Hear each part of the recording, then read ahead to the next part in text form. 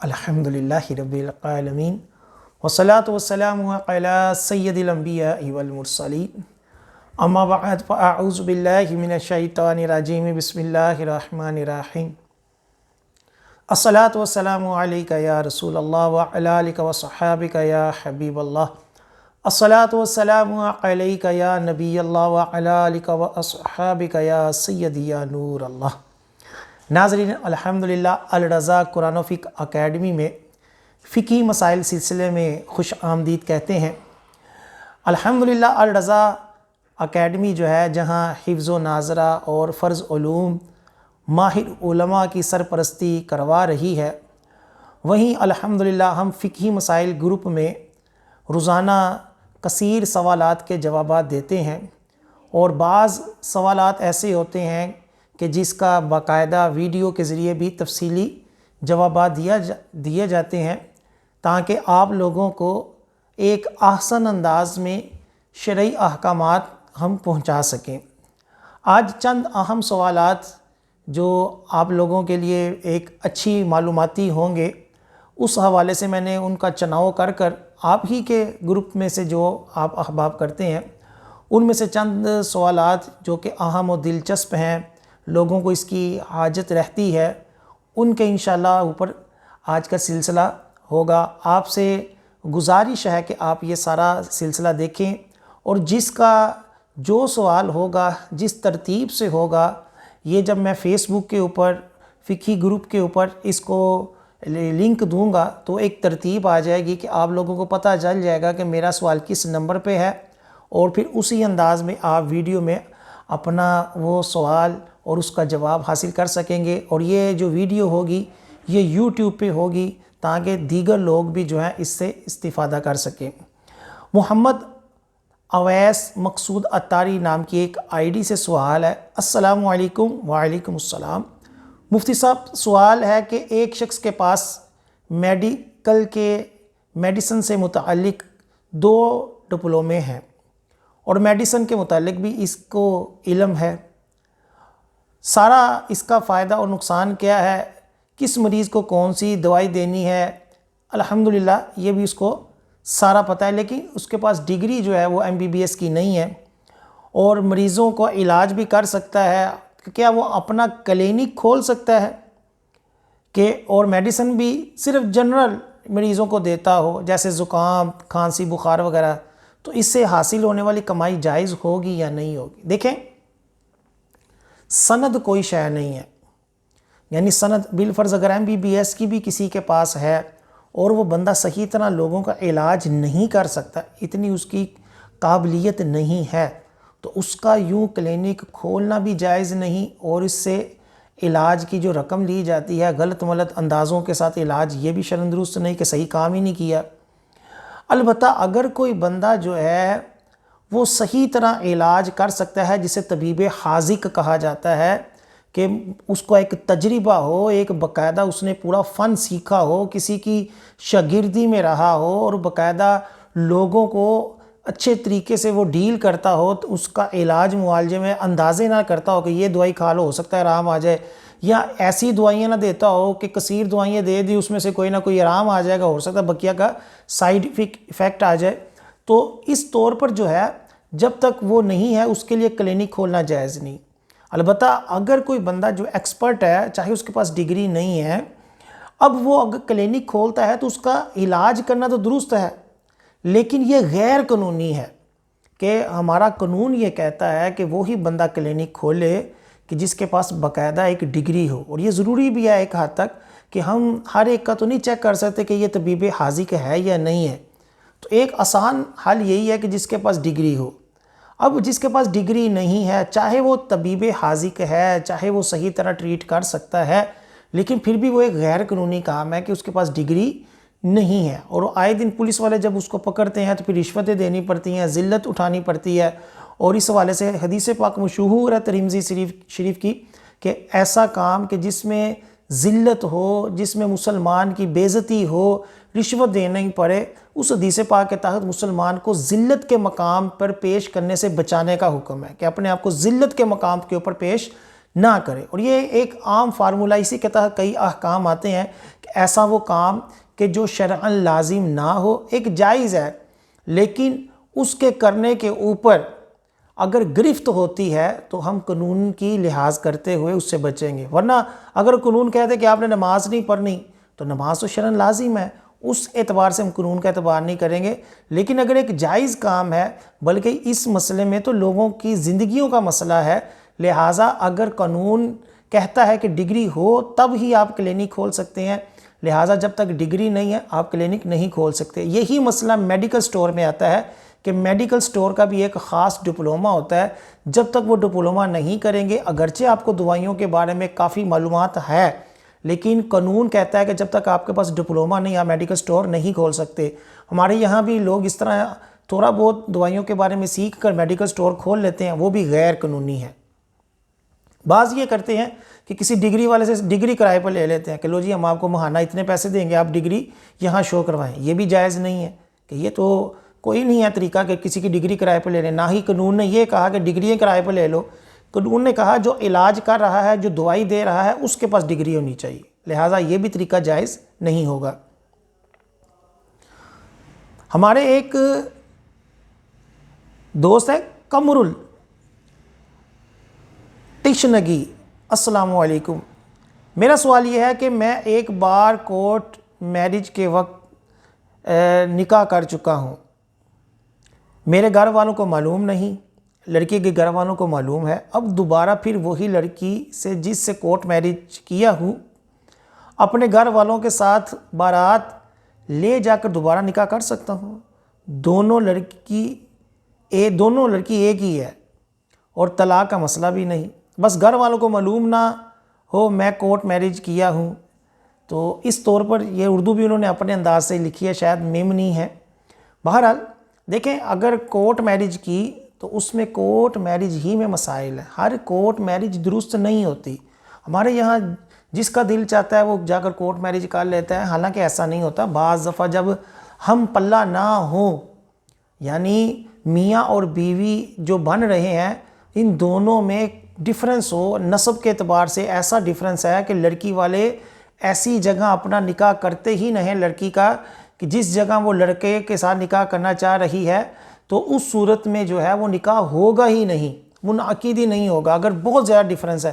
یعنی ایک جو ہے وہ اعلیٰ خاندان کی ہے اور دوسرا جو ہے وہ ایک بالکل جو ہے نا وہ کمتر، بہت زیادہ کمتر، جیسے کمیار ہے یا موچی ہے، اور ایک جگہ جو ہے وہ اعلیٰ خاندان کی ہے، تو اس کا آپس میں نسب کے اعتبار سے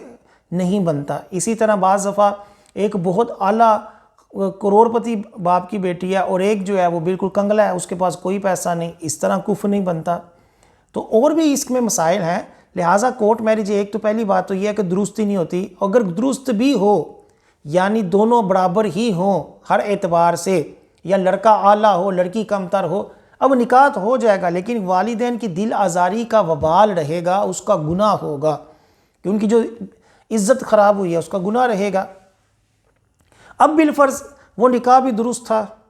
بعد میں گھر والوں کو پتہ بھی چل گیا، اب دوبارہ نکاح کیا جا رہا ہے سرِ عام، تو اس صورت میں نکاح تو ہو جائے گا، یعنی یہ نہیں ہوگا کہ دوبارہ نکاح تجدید نکاح درست نہیں، لیکن اس میں دونوں حق مہر لازم ہو جائیں گے۔ یعنی جو پہلے کورٹ میرج میں حق مہر کیا تھا وہ بھی لازم ہو گیا، اس کے بعد جب دوبارہ لوگوں کے سامنے نکاح کیا تو اب جو نیا حق مہر رکھیں گے وہ بھی اس کے ساتھ ایڈ ہو جائے گا اور ڈبل حق مہر دینا پڑے گا۔ ہمارے اصغر خان کی آئی ڈی سے سوال ہے، السلام علیکم۔ وعلیکم السلام، وضاحت فرما دیں کہ عقائد میں تقلید حرام ہے؟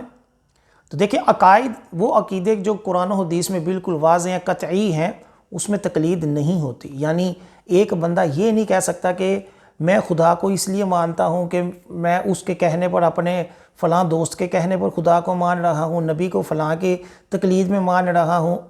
قرآن پاک کو فلاں کی تقلید میں مان رہا ہوں، اس کی اتباع میں مان، ایسا نہیں ہوتا نا۔ جو چیزیں قرآن و حدیث میں بالکل واضح ہیں، اس میں کسی کی تقلید نہیں، یہ ہم سب کے اوپر اپنے طور پر لازم ہے کہ اس کے اوپر ایمان لائیں، اس کو مانیں۔ البتہ تقلید عقائد میں فروعی ہو سکتی ہے۔ فروعی ہے کہ ایک مسئلہ تقدیر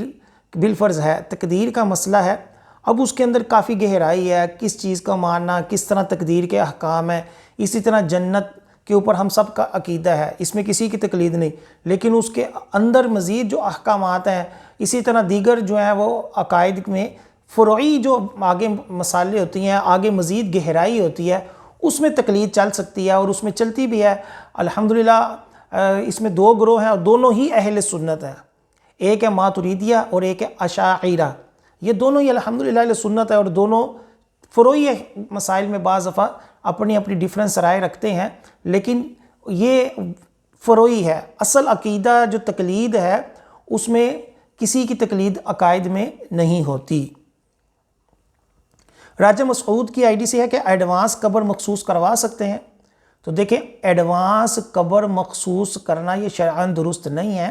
کہ پتہ نہیں کہ کب بندے کو کس جگہ موت ہے۔ دوسرا یہ ہے کہ جو وقف کی جگہ ہوتی ہیں قبرستان، اس میں اپنے لیے تو کوئی بندہ جگہ ہی نہیں رکھ سکتا نا، کہ اس کی ملکیت نہیں، اور اس طرح وقف کو کسی طرح اپنے لیے گھیر لینا یا دھوکہ دہی دینا یہ تو درست نہیں، کہ جو پہلے آتا جائے قبر پاتا جائے۔ یہ نہیں ہے کہ ہم چار دیواری کر کے اس کے اوپر اپنا قبضہ کر لیں، جیسا کہ ہمارے یہاں قبرستانوں میں یہ جو ہے نا وہ چلتا ہے کہ جو صاحب حیثیت ہوتے ہیں یا جن کی اثر رسوخ ہوتے ہیں وہ چار دیواری کر کے بس اس کے اندر ہمارے خاندان والے رہیں گے، حالانکہ وہ قبرستان وقف ہے، ان کی ذاتی ملکیت نہیں۔ اگر اپنی بھی بندے کی ملکیت ہو اور وہ قبرستان کے لیے وقف کر دے تو اب بعد میں چار دیواری کر اپنی کسی خاندان کے لیے قبر مخصوص نہیں کر سکتا کہ وہ وقف ہو گیا۔ ہاں اگر قبرستان وقف ہی نہیں کیا، ایک حصہ رکھ لیا کہ جس میں صرف ہمارے خاندان والے دفن ہوں گے، تو وہ ایک الگ ایشو ہے۔ باقی قبریں مخصوص کرنے کی یہی وجہ ہے کہ ایک تو وقف کے مسائل، دوسرا یہ کہ بندے کو پتہ ہی نہیں میں نے مرنا کیا ہے، ہو سکتا ہے وہ ایسی جگہ مرے، دوسرے شہر میں دوسرے ملک میں مرے اور وہیں اس کو دفن کرنا پڑے کیونکہ شرعی طور پر ایک شہر سے دوسرے شہر بلا وجہ شرعی میت کو منتقل کرنا بھی مکروہ ہے، خاص طور پر جب اس کا جسم خراب ہونے کا خدشہ ہو تو پھر تو حرام ہے، پھر حکم یہی ہے کہ اس کو وہیں دفن کر دیا۔ ہمارے یہاں لوگ دوسرے ملکوں سے پتہ نہیں کتنی مشقتیں کر اپنی میت کو یہاں لاتے ہیں اور جسم بھی ان کے خراب ہو جاتے ہیں اور بھی کئی مسائل ہوتے ہیں، حالانکہ کوئی اتنی فضیلت نہیں، جہاں بھی دفن ہوا ہے وہاں اس کو مڑا ہے جہاں اس کو وہیں دفن کر دیا جائے۔ ہمارے محمد ارشد بھائی کی آئی ڈی سے سوال ہے کیا میت پر کلمہ شہادت پڑھنا بدعت ہے؟ دیکھیں میت کے اوپر کلمہ شہادت پڑھنا بدعت نہیں ہے، اچھا عمل ہے، مستحب عمل ہے۔ پہلے زمانوں میں ہوتا یہ تھا کہ جب بندہ کوئی فوت ہوتا تھا اس کے جنازے میں لوگ اپنی آخرت کا تصور جماتے تھے اور کوئی کام نہیں، کوئی بات نہیں کرتے تھے، صرف آخرت کے اندر کھوئے رہتے تھے۔ اس کے بعد جب غفلت کا دور آیا کہ لوگ جنازوں میں باتیں کر رہے ہیں، ادھر ادھر نظر اٹھا رہے ہیں، اس وقت پھر علماء کرام نے، فقہاء کرام نے اپنی فقہ آج نہیں کئی صدیوں پہلے کتابوں میں لکھا ہے کہ اللہ کا ذکر کرنا، کلمہ پڑھنا یہ ایک مستحب عمل ہے، کہ فضول رہنے سے بہتر یہ ہے کہ بندہ کلمہ پڑھتا رہے، اور اس سے واقعی لوگوں میں ایک قسم کا تھوڑا بہت ذکر اللہ ہوتا ہے۔ آپ کو پتہ ہے کہ آج کل جس طرح غفلت کا دور دورہ ہے، لوگ ادھر ادھر میت کے اندر، جنازے کے اندر جو ہے وہ ہنس رہے ہوتے ہیں، تو اللہ کا ذکر بہتر ہے، خاموش رہنے سے اور ادھر ادھر کی گپیں مارنے سے بہت بہتر ہے، اور یہ مستحب عمل ہے۔ جبران علی کی آئی ڈی سے سوال ہے کہ ورکر کو کمپنی کی طرف سے ملنے والے پیٹرول کو بیچ کر فائدہ حاصل کرنا کیسا ہے؟ دیکھیں پیٹرول جو ہوتا ہے کمپنیز جو ہوتی ہیں وہ استعمال کے لیے دیتی ہیں، بیچنے کے لیے نہیں دیتے۔ ہمارے یہاں اس حوالے سے بہت کرپشن ہے، جو ادارے ہوتے ہیں ان نے جس پیٹرول پمپ کے ساتھ ان کو دیا ہوتا ہے، اجازت دی ہوتی ہے کہ وہاں سے آپ ڈلوائیں اور ان کی پرچی لے لیں، یہ کیا کرتے ہیں کہ جا کر پیٹرول پمپ کے ساتھ مل جاتے ہیں کئی ملازمین اور ان سے کہتے ہیں کہ آپ تھوڑا سا پیٹرول ڈالو لیکن پرچی زیادہ کر دو، کچھ تم رکھ لو کچھ ہمیں دے دو، حالانکہ یہ حرام ہے۔ اسی طرح پیٹرول پورا ڈلوا لیتے ہیں اور جتنی حاجت ہوتی ہے اتنا رکھ کر بقیہ کو خود بیچ دیتے ہیں، یہ بھی حرام ہے۔ لہٰذا جتنا پیٹرول کمپنی نے کہا دیا، جتنا استعمال ہوا اتنا ہی کر سکتے ہیں، جو زائد بچ جائے کمپنی کو واپس کیا جائے یا اتنا ہی ڈلوایا جائے جتنی حاجت ہے۔ اپنے ذاتی استعمال میں پیٹرول کو لانا یا اس کو بیچنا یا اس طرح دھوکہ فریب کرنا ناجائز و حرام ہے۔ ہماری ایک اسلامی بہن نے سوال کیا ہے کہ کرسی یا کسی اونچی جگہ پر بیٹھ کر قرآن پاک یا یاسین سورت پڑھتے وقت جوتے اتارنا ضروری ہے؟ اس بارے میں رہنمائی فرما دیں۔ دیکھیں جوتے اتارنا ضروری نہیں ہے، لیکن اس کو اس وجہ سے اتارا جاتا ہے کہ ہو سکتا ہے جوتا ناپاک ہو، اور جب قرآن پاک کی تلاوت کی جائے تو مستحب یہی ہے کہ سارے بندے کا جسم جو ہے اور اس کا لباس پاک ہو۔ وضو تو کیا ہی ہوا ہے، کیونکہ قرآن پاک کو اگر بندے نے وضو کیا ہو تو ناپاک کپڑوں کے ساتھ بھی پڑھ سکتا ہے، لیکن ادب یہ ہے کہ ہر چیز ہر جگہ بندے کی پاک ہو اور وہ اس حالت میں اللہ کا ذکر کرے، اس لیے شاید جوتے لوگ اتار لیتے ہیں، ورنہ اتارنا ضروری نہیں ہے۔ محمد فیصل خالد کی آئی ڈی سے سوال ہے، رسول اللہ صلی اللہ علیہ وسلم نے ارشاد فرمایا علم حاصل کرو چاہے تمہیں چین جانا پڑے، اس کی وضاحت فرما دیں۔ دیکھیں قرآن حدیث پاک میں چین کا لفظ نہیں ہے، بالسین کا ہے، وَلَوْ بِالسِّین، اگرچہ تمہیں دور دراز جانا پڑے، چین کا لفظ نہیں ہے، یہ لوگوں میں غلط مشہور ہو گیا۔ آقا علیہ السلام کا یہ فرمان ہے کہ علم حاصل کرو، وہ بھی دین کا، دنیاوی نہیں، دین کا علم حاصل کرو چاہے تمہیں دور دراز جانا پڑے۔ تو اس کا معنی یہی ہے، یہی علامہ فیض القدیر میں علامہ مناوی رحمۃ اللہ علیہ نے اس کو لکھا، اور بھی علماء نے اس کی یہی صراحت کی کہ بالسین کا معنی دور دراز ہے، کیونکہ لفظ چین جو ہے اس میں چے آتی ہے، تو چے جو ہے وہ تو ویسے ہی عربی میں ہوتی نہیں، تو اس لیے بالسین ہے۔ محمد لقمان رحمانی اجمیری، ان کی آئی ڈی سے سوال ہے کہ یہ ایسا کہنا کیسا کہ ہم سارے دھرم کی عزت کرتے ہیں، یعنی تمام مذاہب کی عزت کرتے ہیں۔ دیکھیں یہ تو جملہ جو ہے یہ تو شرعاً درست نہیں، اور اگر واقعی کہا کہ ہم کسی کافر مذہب کی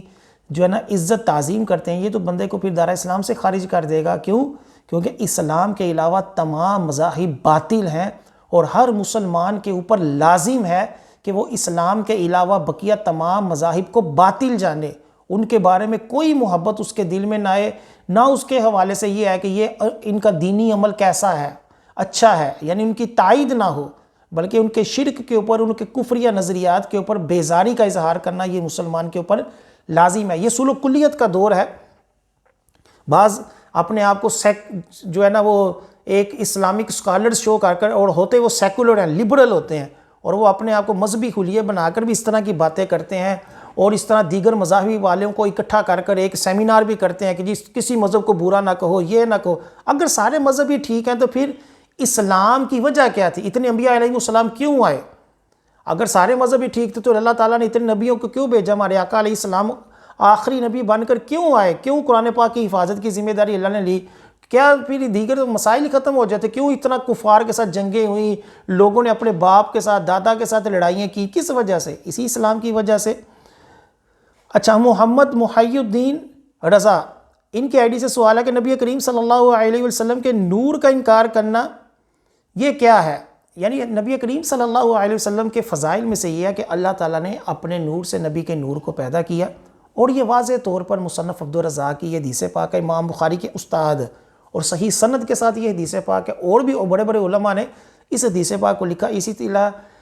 قد جاءکم نور، اس بارے میں بھی علماء کرام نے نور سے مراد نبی کریم صلی اللہ علیہ وسلم کی ذات لی، تو یہ فضائل میں ہے۔ اور اس کا انکار کرنا جو ہے، اگر تو حدیث پاک کو جانتے ہوئے کہ یہ حدیث ہے اس کا انکار کر رہا ہے تو یہ گناہ ہے، یعنی یہ کفر یا گمراہی نہیں، یہ گناہ ہے کہ ایک حدیث پاک کا انکار ہے، کیونکہ اصول یہ ہے کہ کوئی بھی ایک حدیث جو صحیح ہو اس کا انکار کر دینا یہ بندے کو گناہ کرتا ہے اور سخت گناہ گار ہے۔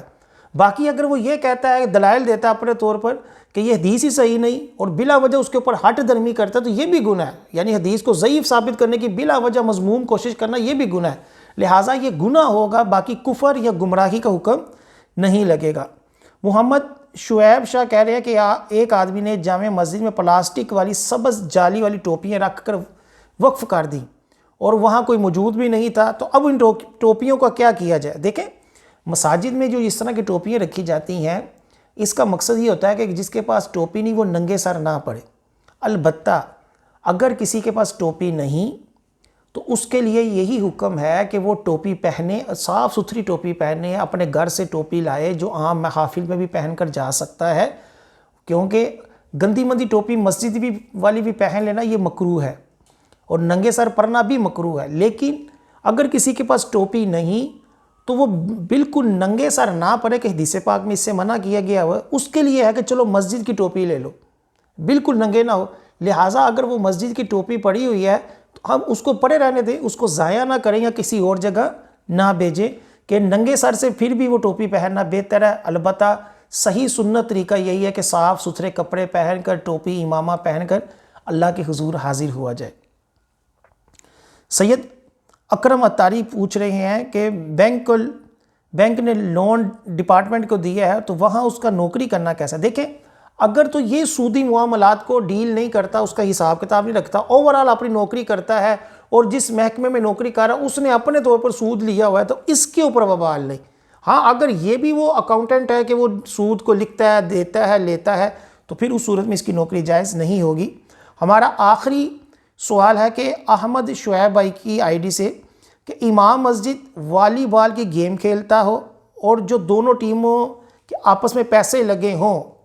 اور وہ کھیل رہے ہیں لیکن امام صاحب جو ہے نا اس نے کوئی پیسہ نہیں لگایا، تو امام صاحب کا اس طرح کھیلنا کیسا اور اس کی امامت کیسی؟ دیکھیں، اگر تو ٹیم میں جوا لگا ہوا ہے اور امام صاحب بھی کسی ٹیم میں ہیں، اگرچہ خود پیسے نہیں دے رہے، تو امام صاحب کا یوں جوے والا میچ کھیلنا شرعاً جائز نہیں۔ اور اگر یہ لوگوں کو پتہ ہے، لوگوں میں عام ہے، جیسا کہ سر عام کھیل رہا ہے، تو پھر اس کے پیچھے نماز پڑھنا بھی جائز نہیں ہوگا۔ اللہ تعالیٰ کی بارگاہ میں دعا ہے یہ سلسلہ ہمیں سیکھنے، سمجھنے اور آگے تک پہنچانے کی توفیق عطا فرمائے، آمین ثم آمین۔